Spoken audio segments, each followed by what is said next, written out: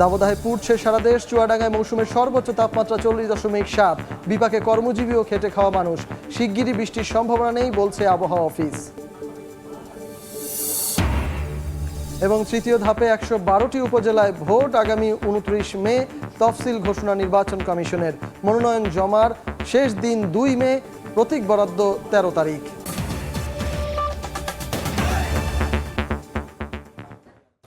বাংলা সময় সঙ্গে আছি আমি সজল মিত্র রিচার্ড। যুক্ত হয়েছিলেন সহকর্মী শাকিল মাহমুদ। এবার অন্য প্রসঙ্গ। অসহনীয় গরমে অস্থির সারা দেশ। দেশের সর্বোচ্চ তাপমাত্রা চুয়াডাঙ্গায় রেকর্ড করা হয়েছে 40.7 ডিগ্রি সেলসিয়াস।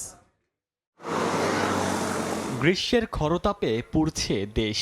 দাবদাহে হাঁসফাঁস অবস্থা সাধারণ মানুষের। চরম ভোগান্তিতে কাজে বের হওয়া খেটে খাওয়া মানুষ। কাঠফাটা রোদ থেকে রক্ষায় অনেকে ব্যবহার করছেন ছাতা। আবার কেউ কেউ রাস্তার পাশে শরবত ও আখের রসে মেটাচ্ছেন তৃষ্ণা। আর কোমলমতিরা একটু শীতলতার আশায় গা ভেজাচ্ছেন পুকুরের পানিতে। বুধবার চুয়াডাঙ্গায় দেশের সর্বোচ্চ তাপমাত্রা 40.7 ডিগ্রি সেলসিয়াস রেকর্ড করা হয়েছে। আবহাওয়া অফিসের তথ্যমতে এটি তীব্র তাপপ্রবাহ, যা মৌসুমের সর্বোচ্চ। এমন গরম যে মানুষজন থাকা খুব দায় হয়ে গিয়েছে। এত গরম যেটা গরম পূর্বে কোনো সময় দেখি নাই। খাল বিলের পানি পর্যন্ত গরম হয়ে গেছে। গরমে তো ভাড়াভুড়ি পাওয়া যাচ্ছে না, আগুনের ঝালাস আসে, আগুনের যে তাপমাত্রা আসে আগুনের ঝালাস। তাপমাত্রা বাড়লেও আগামী কয়েকদিনের মধ্যে বৃষ্টির সম্ভাবনা নেই বলে জানিয়েছে আবহাওয়া অফিস।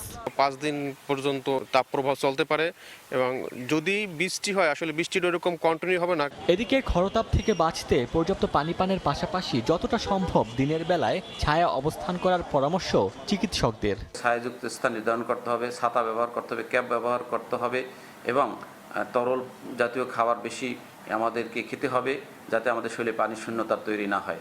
আবহাওয়া অফিসের তথ্যমতে চুয়াডাঙ্গা ও বাগেরহাটে তীব্র তাপপ্রবাহ এবং রাজশাহী, খুলনা, বরিশাল সহ দেশের কয়েকটি জেলায় মৃদু থেকে মাঝারি তাপপ্রবাহ বয়ে যাচ্ছে। ওমর ফারুক, সময় সংবাদ। জমিদারি নেই, তবে জৌলুস নিয়ে শোভা ছড়াচ্ছে কাঠগোলাপ।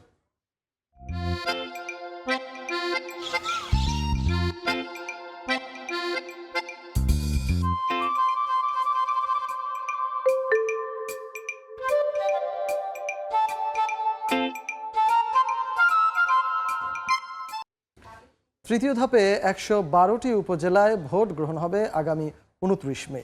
দুপুরে আগারগাঁওয়ে কমিশন ভবনে কমিশনের বৈঠক শেষে তফসিল ঘোষণা করেন কমিশন সচিব মোহাম্মদ জাহাঙ্গীর আলম। মনোনয়নপত্র দাখিলের শেষ তারিখ 2রা মে বৃহস্পতিবার। মনোনয়নপত্র বাছাই 5 মে 2024 রবিবার। আপিল দায়ের 6 থেকে 8 মে সোম হতে বুধবার। আপিল নিষ্পত্তি 9 থেকে 11 মে বৃহস্পতিবার থেকে শনিবার। প্রার্থিতা প্রত্যাহার 12 মে রবিবার। প্রতীক বরাদ্দ 13 মে সোমবার এবং ভোট গ্রহণ 29 মে 2024 বুধবার সকাল 8টা থেকে বিকেল 4টা পর্যন্ত। নানা আয়োজনে মেহেরপুর সহ সারা দেশে পালন করা হলো ঐতিহাসিক মুজিবনগর দিবস। এতে অংশ নেন আওয়ামী লীগ সহ দলটির অন্যান্য অঙ্গ সংগঠনের নেতাকর্মীরা। অনুষ্ঠানে বক্তারা মুক্তিযুদ্ধের সঠিক ইতিহাস তরুণ প্রজন্মের মাঝে ছড়িয়ে দেওয়ার আহ্বান জানান।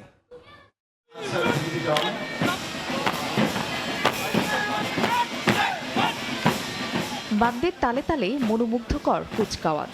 এগিয়ে যাচ্ছে ধীর পায়ে। মঞ্চে অতিথিরা, দেওয়া হয় সশস্ত্র সালাম।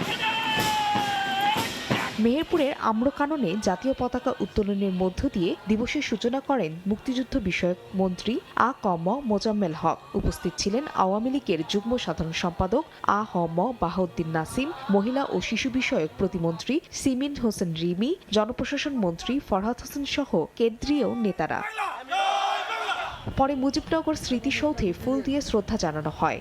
এই সময় মুক্তিযুদ্ধের সঠিক ইতিহাস তুলে ধরার আহ্বান জানান নেতারা। মুক্তিযুদ্ধের চেতনায় যারা আমরা বিশ্বাস করি তারা আজকে বঙ্গবন্ধু নেই, কিন্তু বঙ্গবন্ধুর কন্যার নেতৃত্বে 70 সালে যেমনি আমরা ঐক্যবদ্ধ হয়েছিলাম, তেমনিভাবে ঐক্যবদ্ধ থেকে আজকে বঙ্গবন্ধুর স্বপ্নের সোনার বাংলা গড়ে তুলব। আজকে যারা মুক্তিযুদ্ধের কথা বলেন, ওই যার দল হিসাবে তাদের মুক্তিযুদ্ধের পক্ষে কথা বলার কোনো নৈতিক অধিকার নেই। দিবসটি উপলক্ষে মনোজ্ঞ সাংস্কৃতিক অনুষ্ঠানেরও আয়োজন করা হয়। এছাড়া রাজশাহী ও রাঙ্গামাটি সহ দেশের বিভিন্ন স্থানে নানা আয়োজনে পালন করা হয় ঐতিহাসিক মুজিবনগর দিবস। ফাহরিয়া ফারজানা, সময় সংবাদ। নদীর ড্রেজিংয়ের বালু ফেলা হচ্ছে তীরে। অপসারণ না করায় বালুতে ঢেকে গেছে পার্শ্ববর্তী ফসলি জমি। এ কারণে অনাবাদি হয়ে পড়েছে চাঁপাইনবাবগঞ্জের গোমস্তাপুর ও শিবগঞ্জ উপজেলার প্রায় ১০০ বিঘা জমি। দ্রুত বালু অপসারণের দাবি কৃষকের, আর এ নিয়ে দায়সারা বক্তব্য পানি উন্নয়ন বোর্ডের। জাহাঙ্গীর আলমের পাঠানো তথ্য ও শাহজাহান আলীর ছবি নিয়ে রিপোর্ট। নদী তীরের ফসলি জমিতে ফেলা হয়েছে বালু। একসময়ের উর্বর জমি এখন পতিত। চাঁপাইনবাবগঞ্জের গোমস্তাপুর শিবগঞ্জ উপজেলার মহানন্দা নদী খনন করে বালু ফেলা হয় পার্শ্ববর্তী জমিতে। সঠিক সময়ে অপসারণ না করায় প্রায় ১০০ বিঘার ফসলি জমি ঢাকা পড়েছে বালুতে। এ কারণে জমিগুলো হারিয়েছে উর্বরতা। কৃষকের অভিযোগ, বালুর কারণে গত ২ বছরে কোনো ফসল উৎপাদন হচ্ছে না। শিগগিরই অপসারণের দাবি তাদের। জমিগুলো তো ধান সহ 2টা ফসল হতো, বালু ভরাট করে দেওয়ার পরে 2 বছর থেকে কোনো ফসলই হচ্ছে না। সরকার কোনো উদ্যোগ নিয়ে যদি এখানে সরিয়ে নেয় তাহলে সবচাইতে ভালো হয়। এ নিয়ে নির্বিকার পানি উন্নয়ন বোর্ড। ব্যক্তিগত জমির উপর ফেলা বালুর মালিক এখন কৃষক, এমন দায়সারা বক্তব্য সংশ্লিষ্ট কর্মকর্তার। জেলা প্রশাসকের মাধ্যমে দরপত্র আহ্বান করে এই বালিগুলো আমরা বিক্রি করে দিয়েছিলাম। ম্যাক্সিমাম জায়গাতে বালি নিয়ে চলে গেছে, কিন্তু একটা জায়গায় ঠিকাদার নিতে পারেনি এবং টাইম এক্সটেনশনও করা হয়নি। নাব্য বৃদ্ধি করতে 2 বছর আগে মহানন্দা নদীর প্রায় 36 কিলোমিটার এলাকা খনন করে পানি উন্নয়ন বোর্ড। এতে ব্যয় হয় প্রায় 18 কোটি 60 লাখ টাকা। সময় সংবাদ, চাঁপাইনবাবগঞ্জ। দেখছেন বাংলা সময়। জানাবো জমিদার বাড়ির কাঠগোলাপের খবর।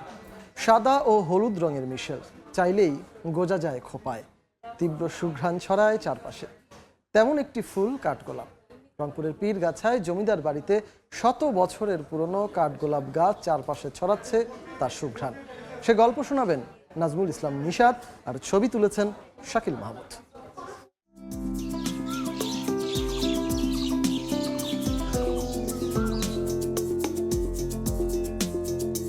গৌরবময় ইতিহাসের সাক্ষী ইটাকুমারী জমিদার বাড়ি। মোঘল ও আধুনিক স্থাপত্য রীতির অনুসরণে নির্মিত হয়েছিল এই জমিদার বাড়িটি। তবে জমিদার প্রথা বিলুপ্ত হলেও সেই সাক্ষী হয়ে দাঁড়িয়ে আছে কাঠগোলাপের একটি গাছ।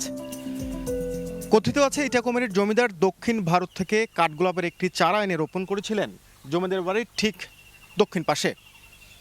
বলা হচ্ছে এই কাঠগোলাপের গাছটি এখন দেশের প্রাচীন এবং সর্ববৃহৎ গাছ।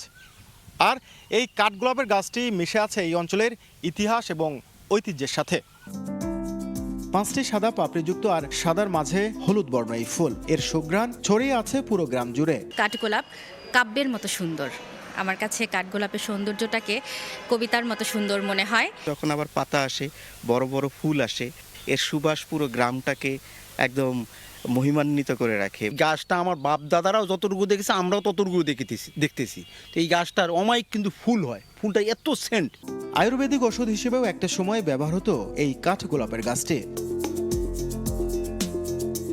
দেশ তো বটেই, বিশালাকার এই কাঠগোলাপের গাছটি এশিয়ারও সর্ববৃহৎ বলছেন স্থানীয়রা। তাই এটি সংরক্ষণ জরুরি বলে দাবি তাদের। নাজমুল ইসলাম নিশাত, সময় সংবাদ, রংপুর। এ পর্যায়ে শীর্ষ সংবাদগুলো জানিয়ে দিচ্ছি আরেকবার। দাবদাহে পুড়ছে সারা দেশ। চুয়াডাঙ্গায় মৌসুমের সর্বোচ্চ তাপমাত্রা 40.8। বিপাকে কর্মজীবী ও খেটে খাওয়া মানুষ। শিগগিরই তাপমাত্রা কমার সম্ভাবনা নেই বলছে আবহাওয়া অফিস।